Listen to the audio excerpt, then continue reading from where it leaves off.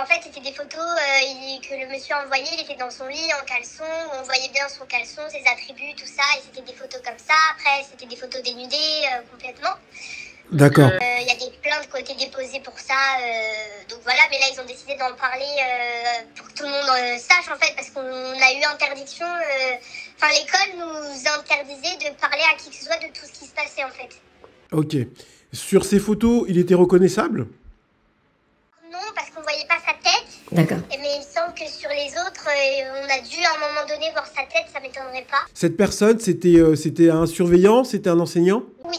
C'était un surveillant, dans l'école, ça s'appelait un animateur. En fait, c'est lui qui était là en soirée. Et donc, en fait, il animait les soirées jusqu'à temps qu'on monte à l'internat, tout ça. Il surveillait aussi l'internat de temps en temps. Mais il y a une autre problématique avec un professeur cette fois-ci, mais ce professeur est très problématique et il est toujours en poste par contre.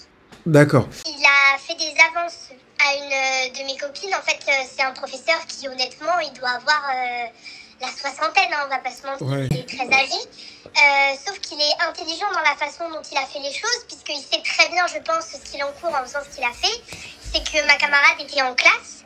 Et en fait, vu que c'était la fin d'année, et en fait, il en a profité parce que tout le monde était un peu dehors, il y en avait en classe, etc.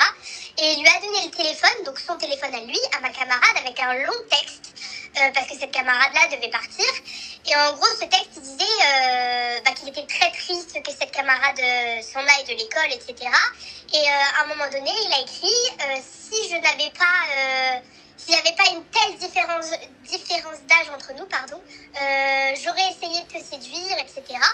Et donc ça, on l'a remonté au professeur, sauf que c'est problématique étant donné qu'on n'a pas la preuve, enfin il lui a pas envoyé, Ouais. il l'a fait sur son téléphone, donc c'est très intelligent d'un côté de sa part d'avoir fait ça. Et puis par la suite, moi j'ai pris la défense de ma camarade, on en a discuté à la directrice, tout ça, et au haut placé. Sauf que du coup, lui, il a su qu'on a été le dire, donc en fait ça a été un harcèlement constant, il ne s'arrêtait pas, il allait partout où cette camarade allait, donc elle a fini par arrêter l'école.